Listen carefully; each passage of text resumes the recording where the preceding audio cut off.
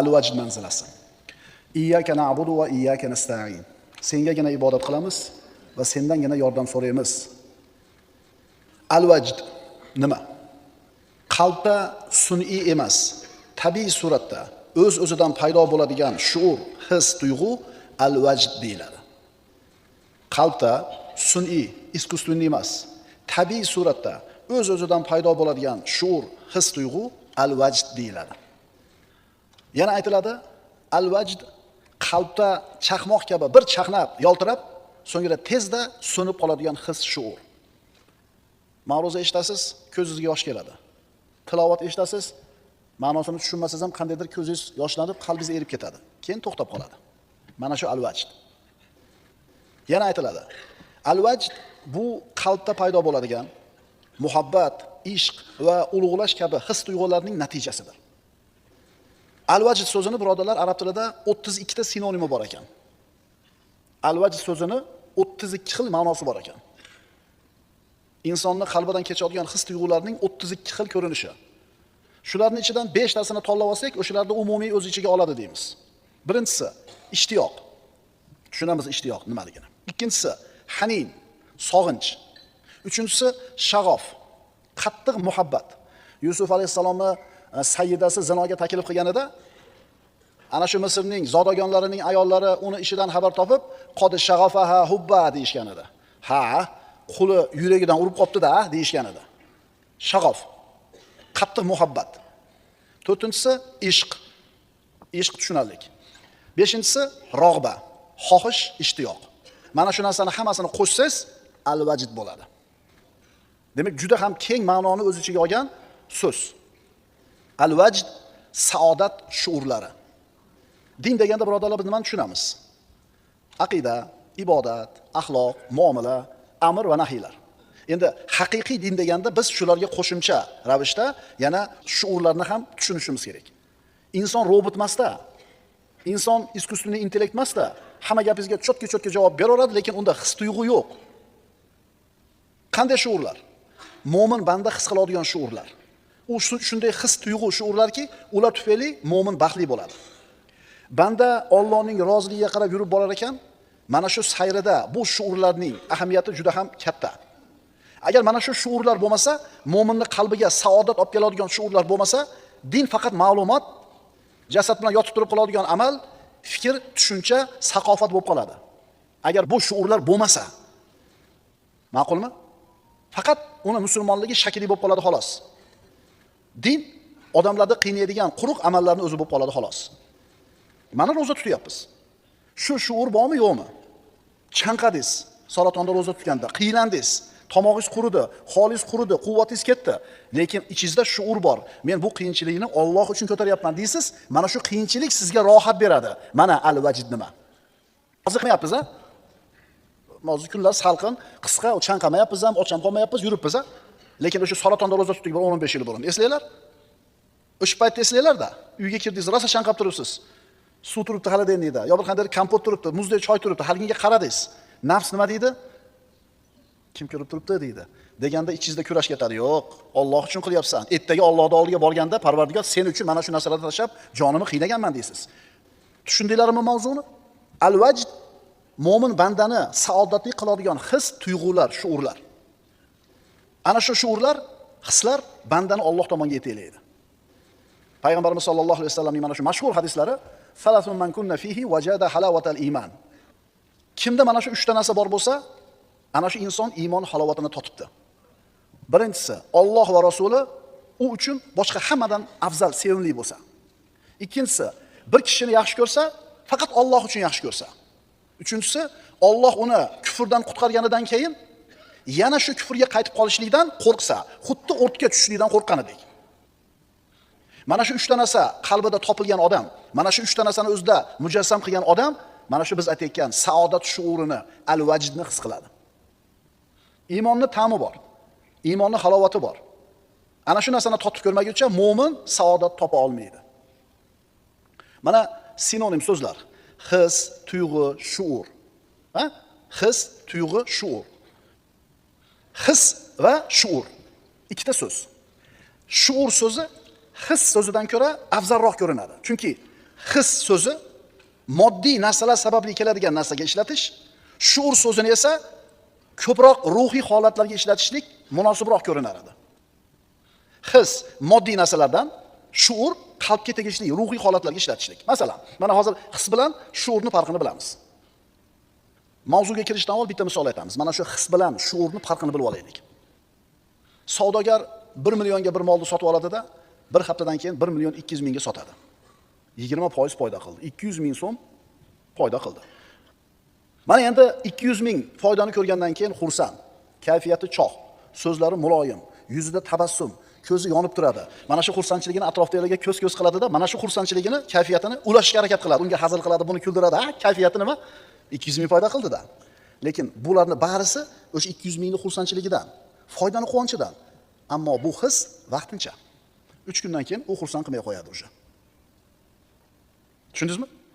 Yoki birov 1 yil qattiq shug'ullandi, universitetni bitiradigan yili qattiq ishladi, oliy ta'limda, yilda oxirida imtihon topshirdi, bir hafta o'tib qarasa doskada o'qishni a'lo darajada bitirganlar qatorida atib turibdi. Qizi diplom olishi aniq bo'ldi. Mana shu hafta davomida uni ham kayfiyati choq, xursand, o'zini saodatli his qilib yuradi. Ammo bu hissi ham vaqtincha. Bir kishi safarga chiqadi. Bu ham bir chiroyli, bir go'zal manzarali joyga, qo'lida yaxshigina puli bor, yonida oilasi, farzandi, hech qanaqa qo'rquv, vahima yo'q. Hammalari birga, bironta tashvish yo'q. Bu odam ham saodatni, xotirjamligini his qiladi. Lekin bu his ham nima? Vaqtincha. Demak, his moddiy narsalar orqali keladigan xursandchilikka his desak to'g'ri bo'lar ekan va his vaqtincha bo'lar ekan. Avvalgi suhbatlarimizda aytganmiz. Dunyoning bironta bir matohi sizga doimiy saodat hissi, baxt shuurini bermaydi. Aytdik-ku, pul topganda bir quvondingiz, uy olganda bir quvondingiz, keyin oddiy bo'lib qoldi. Uylanganingizda bir quvondingiz, keyin oddiy bo'lib qoldi va hokazo. Dunyoning bironta matohi sizni doimiy o'zingizni saodatli his qilishigini bera olmaydi. Endi yana bitta kishi bor. Mo'min. Bu o'zini taqvosi bilan, istiqomasi bilan Allohga yaqin bo'ladi. Pokiza amali bor, savobli amali bor va mana shu qilgan ishlari sababli iymonning halovatini, iymonning mazasini totib ko'rgan. O'shuning uchun bu odam aytadiki, yer yuzida mendan ko'ra baxtliroq odam yo'q deydi. Bu odam qarang, ana shu savobli amallari bor va sog'lom aqidasi bor. Itoati bor, go'zal xulqi bor, uni kutib turgan jannati bor. Mana shular sababli unda mana shu saodat shuuri doim bo'ladi. Mana shu shuurlar iymon yo'lidagi motorga o'xshaydi. Mashinaning motori quvvatli yangi bo'lsa, har qancha yukni tortib ketaveradi. Agar motor quvvati ketsa, motor eskisa, zaiflasa, mashina torta olmay qolganidek, mo'min bandaning qalbidagi mana shu iymoniy shuurlar zaiflashgan sari, suygani sari din unga faqatgina informatsiya bo'lib qoladi. Mana ba'zi bir mamlakatlarga borib, diniy sohani o'qib kelgan ukalarimiz bo'ladi. Aytmayman qasrligini. Sigaret chekadi, yalang'och yuradi. Gapirsangiz falsafa o'qib mullalik qilib qo'yadi, namoz o'qimaydi. Namoz o'qimaydi, ishonasizmi? Chunki o'sha shuur bo'lmagan. O'tirib gaplashsangiz hamma yo'lda biladi. Har qanaqasi siz bilan bahs qilib qo'yaveradi, lekin amalda hech narsa yo'q. Nimaga u uchun din faqatgina ma'lumot bo'lib qoldi? Fikr bo'lib qoldi? Saqofat bo'lib qoldi? Faqat kitob, ma'ruza, maqola bo'lib qoldi? Chunki ana shu shuurni his qilgani yo'q. Mana shu shuurlar insonning qalbida bo'lish kerak bo'lgan saodat shuurlari zaiflashib, pasayib ketsa, kishini dinga bo'lgan e'timodi susayib ketadi. Dindan malollanib, zerikib ketadi. Din ma'lumotlar yig'indisiga aylanib qoladi. Bunaqa quruq ma'lumotlar odamni malollantiradi, zeriktiradi, charchatadi. Masalan, bir odam Allohga bog'lanmagan holda namoz o'qishi mumkin. Nafl ro'zalar tutishi mumkin. Allohga bog'lanmasdan qilayotgan bo'lsa bu ishidan malollanadi. Studentlar, Qur'on yodlayotganlar. Agar sizlar ham Allohga bog'lanmasdan Qur'on o'qiyotgan bo'lsanglar, Allohga bog'lanmasdan Qur'on yodlab, shar'iy ilmlarni o'rganayotgan bo'lsanglar, zerikasizlar. O'shuning uchun 5-kursni bitirgandan keyin darrov chiqib ketishga harakat qiladi madrasadan. Nimaga? O'sha shuurni totib ko'rmagan. Uylansa, pul topsa, telefon olsa, mashina olsa, madrasadagi o'qishdan talabalarimiz o'tiribsizlar mana. Malollanib zerikyapsizmi? Demak, shu shuurni totib ko'rmadinglar hali. Buni kayfini biz tilda nimaligini bilib ko'rmadinglar. O'shuning uchun tezroq dars tugasa, qancha bo'ldi? Domda ko'p gapirib bordi. Sizlar o'tirib Qur'onni yodlayotganinglarda Alloh taolaning rahmati ustingizga yog'ayotganligini his qilyapsizlarmi? Allohning kalomini yodlashga Alloh imkon berib, yer yuzidagi 8 milliard odamdan sizga marhamat ko'rsatganini his qilyapsizmi? Alloh sizni boshqalardan afzal qilib, shu ikromini berganligini his qilyapsizmi? Taravada o'tirib malollanmayapsizmi? Qorilarimiz tekkiz ravon chiroyli o'qiyapti. Bir paradan o'qiyapmiz mana. Shunda ham malolanib ketayotgan bo'lsak, demak bizda o'sha shuur bo'lmabdi. Mana darslarga kelyapsizlar, eshitib o'tiribsizlar. O'sha qalbga bir saodat shuuri kiryaptiki, qalbingiz ochilyapti, ma'naviyatingiz ko'tarilyapti, maza qilyapsiz, o'shuning uchun kelyapsiz. Agar o'sha shuurni qalbingizga bu madrasadagi ta'limingiz, o'qiyotgan Qur'oningiz, qilayotgan sadaqangiz, tutayotgan ro'zingiz shu shuurni bermayotgan bo'lsa, bu amaldan tezda zerikasiz. Allohga bog'lanmagan holda ihson tarqatadi. Allohga bog'lanmagan holda ihson tarqatadi-da, odamlardan rahmat eshitmasa, ta'na malomat eshitsa, aytadiki, odamlar yomon bo'lib ketibdi deydi. Ha, demak siz shu gapni gapirdingizmi? Demak odamlar qadrlamabdi sizni. Endi qadrlashini kutibsizmi? Demak siz Allohga bog'lanib turib qilmasiz u yaxshi deydi. Demak siz Allohga bog'lanib turib qilmasiz u yaxshi deydi. Mana tushunyapsizlarmi nima uchun? Nima uchun zerikadi odamlar amaldan? Nima uchun talabalar kitob o'qishdan malollanadi? Nima uchun odamlarda dindan mana shu qalbida sovushlik paydo bo'ladi? Chunki o'sha shuurni totib ko'rgani yo'q. Hamma narsadan zerikdim deydi. Bandani iymonini quvvatlab, oziqlantirib turadigan narsa nima? Ana shu iymonini quvvatini so'yib ketishdan to'sib turadigan narsa nima? Iymon halovatini totib ko'rish, saodat shuurini totish. Qalbingiz, nafsingiz orom oldimi? Shu saodat shuurini his qilib ko'rdingizmi? Yana borasizda, chunki mazasini tushirib qoldingiz. Mana shu saodatli qiladigan shuurlar inson qalbini to'ldiradi, dindan malollanishdan to'sib turadi. Mana shu narsa bugungi darsimizning mavzusi edi. Gohida qalbi o'lgan odam bilan o'tirib gaplashib qolasan. Hamma narsadan zerikkan, hamma narsadan to'ygan, malollangan, hech narsani xohlamaydi. Qalbida insoniy shuurlar o'chib qolgan. Bunaqa odam bilan 1 soat o'tirganingdan keyin uning ruhiy holati senga ta'sir qiladi. Senga mana shu salbiy holatdan nima bo'ladi? Yuqadi. Sen ham ko'ngling sovib ketadi. Gohida buni aksi, tirik, g'ayratlik, shijoatlik, qalbida o'ti bor, qalbi o'lmagan odam bilan o'tirasan, uni shijoatidan senga nima bo'ladi? Yuqadi. Endi qara birodar, sen atrofingda ko'proq qaysinisi mana shu ikki toifani? Tinmasdan vahimani gapiradigan, tinmasdan narxni gapiradigan, tinmasdan siyosatni gapiradigan, tinmasdan negativni gapiradigan odamlar ko'proqmi? Yoki seni ma'naviyatingni ko'taradigan odamlar ko'proqmi? Hech narsa emas, birodar, o'tib ketadi. Peshanamizga yozganini ko'ramiz. Iymon yo'liga turtuvchi narsa, iymon yo'liga yetaklovchi omil. Bugungi mavzuimiz al-vajd mavzusi. Insonni saodatli qiluvchi tuyg'u, uni iymon yo'liga boshlovchi bo'lgan his. Payg'ambarimiz yuqorida biz o'qigan hadisida iymon halovatini totib ko'ribdi. Kim? Alloh va Rasuli hamma uchdan ko'ra unga sevimliroq bo'lsa. Kimda iymondagi huzur halovat shuuri bo'lar ekan, shunday odamdaki, u uchun Alloh va Rasuli hamma narsadan ko'ra sevimliroq. Ya'ni bir odamni yaxshi ko'rgan bo'lsa, u faqat Alloh uchun yaxshi ko'radi. Va bir ishni qiladigan bo'lsa, Allohning roziligi qiziqtiradi xolos. Odamlar nima deydi? Xotini rozi bo'ladimi, yo'qmi farqi yo'q. Muhim Allohning rozi bo'lishi.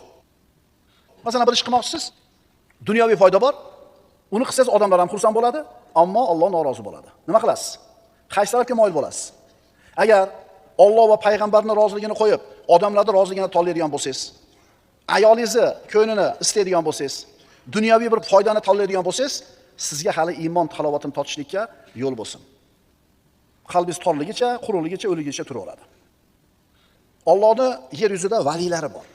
Ala inna awliya Allohi la xawfun alayhim va la hum yahzanun alladina amanu va kanu yattaqun. Avliyolar iymon keltirgan va taqvo qilgan insonlar. Ana shunday valilar bor. Ularga ko'zing tushishi bilan kim esingga keladi? Alloh esingga keladi. Ularning ko'rinishini o'ziyoq odamlarga Allohni eslatadi. Bunaqa odamlarni uzoqdan ko'rishingiz bilan tavba qilish keragi sizga tushadi. Namoz, sadaqa, boshqa amallar. Payg'ambarimiz aytadilar: "Avliya ummati idza ru'u zikrallohu bihim." Ummatimning avliyolari agar ular ko'rilsa, ular sababli Alloh eslanadi. Sizni ko'rishganda nimani eslaydi odamlar? Futbolda. Sizni ko'rganda nimani eslaydi odamlar? Siyosatni. Sizni ko'rganda nimani eslaydi odamlar? Osh bilan dimlamani. Bizni ko'rsa nimani eslaydi odamlar? Afzalukum alladina idza ru'u zikrallohu ta'ala li ru'yatihim.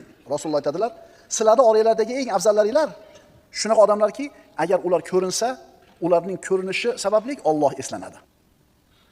Demak, iymon halovatini, saodat shuurini his qilishlikning birinchi sharti Alloh va Rasuli sizga hamma narsadan ko'ra sevimliroq bo'lishi kerak.